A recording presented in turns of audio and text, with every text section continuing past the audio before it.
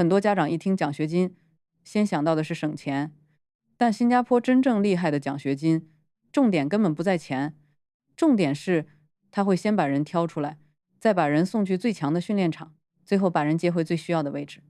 你表面看到的是学费、生活费、海外大学名额，底层逻辑其实是另一件事。国家提前识别可用人才，然后把教育资源、产业资源和未来岗位直接绑在一起。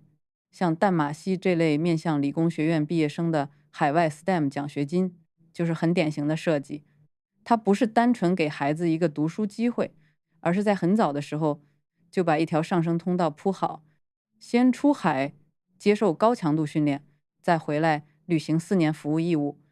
家长如果只看到风光，很容易漏掉最关键的一层。这不是福利思维，这是国家级的人才布局。接下来我们就把这套逻辑拆开看。我们先不谈感受，只看规则。淡马锡本科生海外奖学金里几个关键信息很清楚：面向理工学院毕业生，聚焦 STEM 相关领域，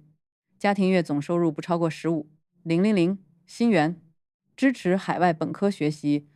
毕业之后需要履行4年服务义务。公开信息里申请截止时间也写得很明确，到2026年8月31日。把这些条件放在一起，你就会发现它的设计非常精确。第一，收入门槛不是简单的同情弱势，而是资源配置。很多能力很强的学生，家庭并没有承担海外本科的能力。如果国家不介入，这批学生可能会因为成本问题退回到更保守的路径。对一个人口规模不大的国家来说，这不是个体遗憾，而是可避免的人才流失。第二，为什么压住 STEM？ 因为这不是在奖励全面优秀，而是在补最稀缺、最有产业回报的能力。工程、数据、科学这些专业和先进制造都有直接关系。新加坡不会平均撒钱，它会把资源优先投向最有竞争力的领域。第三，为什么是海外大学？这是因为国家在借全球最强的教育和科研资源，为自己完成一部分高成本培养，把学生送到顶尖大学、实验室和企业网络里去，再把人接回来。这比单纯在本地扩容更快，也更有效。第四，为什么一定要有4年服务义务？因为如果没有这个约束，逻辑就断了。国家承担培养成本，学生拿到高价值学历，最后留在海外市场工作，对个人当然合理，但对国家来说，这笔投资没有回收。4年 bond 的意义，不只是把人叫回来，更重要的是把他们职业起步阶段嵌入本地产业和关键岗位。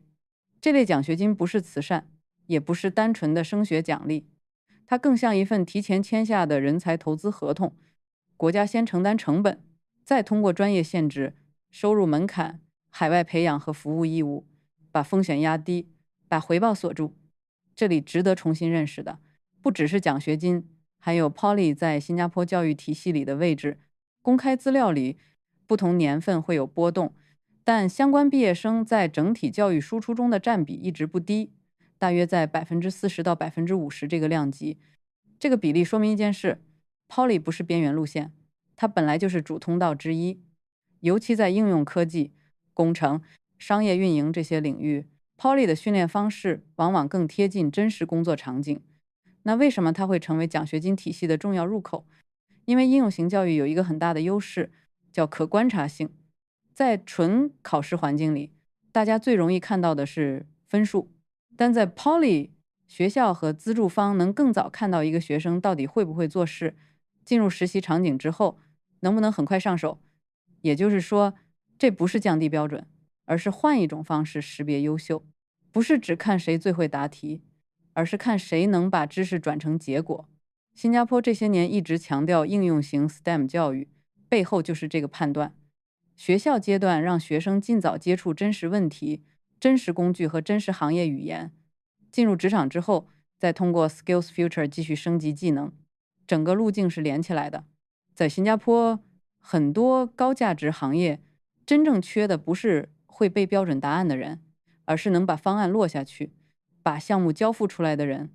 半导体、生物医药、数字系统都是这样。Poly 之所以越来越重要，不是因为宣传做得好，而是因为它更符合一个小国的人才现实。人口不多，就不能只压少数传统学术精英，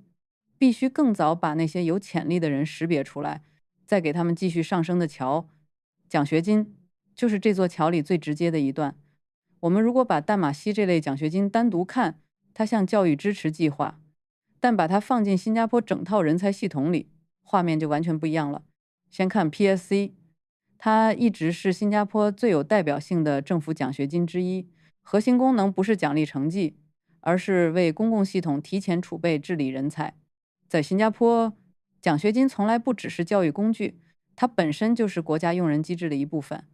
再看产业侧，像 EDB 这样的机构，长期都在推动人才培养和重点行业需求对接。新加坡不是先培养一批学生，再等市场慢慢吸收，它更常做的是先判断未来缺什么，再倒推今天该怎么培养，哪些学生应该送去哪里，回来之后进入什么赛道，最后再看 Skills Future。很多人只把它理解成成人培训补贴，但它真正说明的是，新加坡从来不相信一次培养就够用，技术变化太快，今天有价值的技能，几年后未必还在高位，所以国家必须让劳动力持续更新，避免整批人被产业替代。这样连起来看，结构就很清楚了。前端做早期识别，中段做高强度培养，毕业后通过服务义务完成回流，进入职场之后，再通过持续培训维持竞争力。这不是几项零散政策，而是一整套人才安排，背后其实是很现实的小国逻辑。没有天然资源，没有巨大内需，最可靠的资产就是人。既然人口有限，就不能浪费，不能让有潜力的人因为家庭负担被挡住，也不能让国家花大钱培养的人轻易流失，更不能让已经工作的那一代在技术更替里快速过时。名校只是阶段标签，行业位置才决定长期回报。一个孩子如果能进入国家，被企业持续需要，技能还能不断升级，那他未来的稳定性往往比一张漂亮文凭更有分量。在新加坡，真正高水平的奖学金从来不只是给钱，而是在提前安排一个年轻人未来会站在哪里。对家长来说，最重要的不是马上去研究表格怎么填，而是先判断3件事：第一，孩子适不适合应用型、强执行、强训练的路径；第二，家庭能不能接受资助背后一定伴随义务；第三，你在意的到底是短期的教育面子，还是10年后的职业位置？如果这期内容对你有帮助，你可以把它转给同样在做升学判断的家长。你也可以在评论区告诉我，你更想看哪一类内容？是 Poly 怎么衔接海外顶尖大学，还是新加坡家长最容易踩的升学误区？如果你喜欢这种把教育、产业和家庭选择放在一起看的内容，欢迎订阅频道。下一期我们继续拆得更深。